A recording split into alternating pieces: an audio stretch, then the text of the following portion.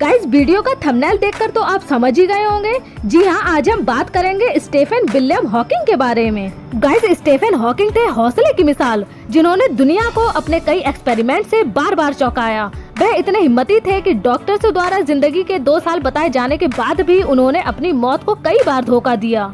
Great scientist Stephen Hawking ने कहा, मुझे मौत से कोई डर नहीं लगता, लेकिन मुझे मरने की भी कोई जल्दी नहीं है, क्योंकि मरने से पहले जिंदगी में बहुत कुछ करना बाकी है। गाइस स्टीफन की बॉडी का कोई भी पार्ट्स काम नहीं करता। वो चल नहीं सकते, बोल नहीं सकते, वो कुछ भी नहीं कर सकते, लेकिन फिर भी जीना चाहते थे। स्टीफन का कहना है, मृत्यु निश्चित है, लेकिन जन्म और मृत्यु के बीच कैसे जीना है वह हम पर निर्भर है। Great scientist Stephen William Hawking ने साइंस फील्ड में काफी योगदान दिए हैं।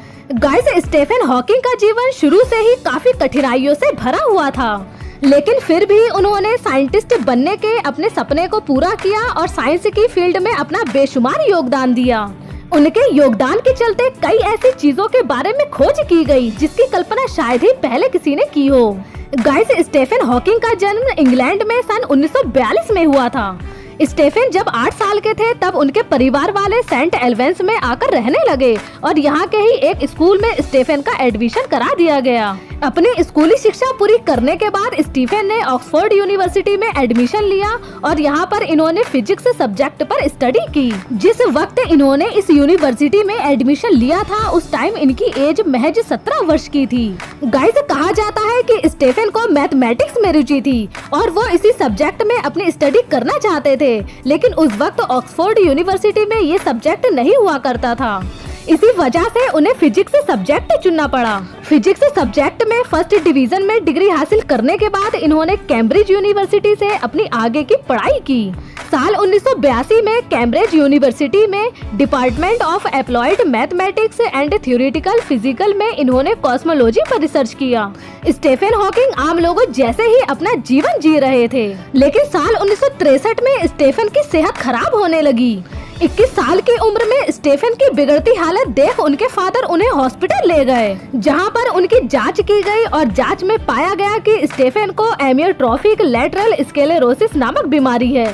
गाइस जिस वक्त स्टीफन को इस बीमारी का पता चला था उस वक्त वो कैम्ब्रिज यूनिवर्सिटी से अपनी स्टडी कर रहे थे, लेकिन उन्होंने अपनी इस बीमारी को अपने सपनों के बीच नहीं आने दिया। बीमार होने के बावजूद भी उन्होंने अपनी स्टडी पूरी की और साल 1965 में उन्होंने अपनी पीएचडी की डिग्री हासिल की। कैम्ब्रिज से अपनी स्टडी पूरी करने के बाद भी हॉकिंग इस कॉलेज से जुड़े रहे और इन्होंने एक रिसर्चर के रूप में यहाँ काम किया। स्टीफन ने साल 1972 में department of employed mathematics and theoretical physics में बतौर एक असिस्टेंट रिसर्चर अपनी सेवाएं दी और इसी दौरान इन्होंने अपनी first academic book the large scale structure of space time लिखी थी। यहाँ पर कुछ टाइम तक काम करने के बाद साल 1974 में इन्हें रॉयल सोसाइटी में शामिल किया गया, जिसके बाद इन्होंने साल 1975 में DAMTD में बतौर ग्रेविटेशनल फिजिक्स रीडर के तौर पर भी काम किया। वहीं इनके काम को देखते हुए साल 1979 में इन्हें कैम्ब्रिज में मैथ के लुकेशियन प्रोफेसर में नियुक्त किया गया, जो कि दुनिया में सबसे फेमस एकेडमी पोस्ट है और इस पोस्ट पर इन्होंने साल 2006 तक काम किया। गाइस स्टीफन को बहुत सारे अवार्ड से नवाजा गया। साल 1966 में स्टीफन हॉकिंग को एडम्स मेडल दिया गया।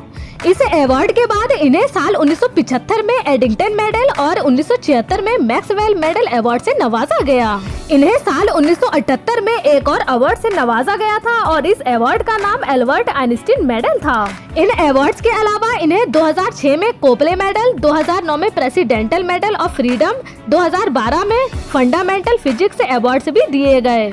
गाइस 2015 में BBVA foundation frontiers of knowledge award से भी स्टीफन को नवाजा गया।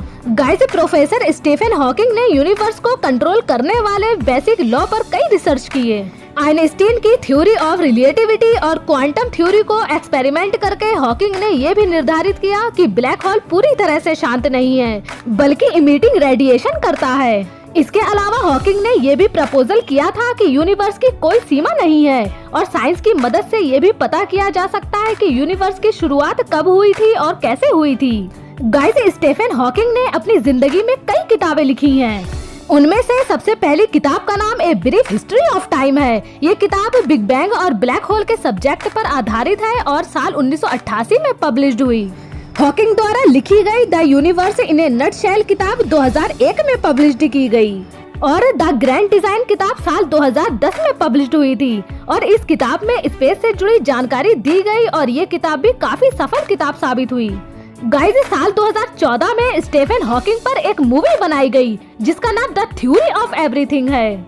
स्टीफन हॉकिंग लंबे समय से बीमार चल रहे थे। एमियोट्रोफिक लेटरल स्क्लेरोसिस बीमारी के कारण इन्होंने अपनी जिंदगी के लगभग 53 साल व्हील चेयर पर बिताए हैं। 14 मार्च को इस ग्रेट साइंटिस्ट ने अपनी आखिरी सांस इंग्लैंड में ली और इस दुनिया को अलविदा कह गए। लेकिन गाइस साइंस में इनके द्वारा दिए गए योगदानों को कभी भी भुलाया नहीं जा सकेगा। उम्मीद है गाइस ये वीडियो आपको पसंद आई होगी।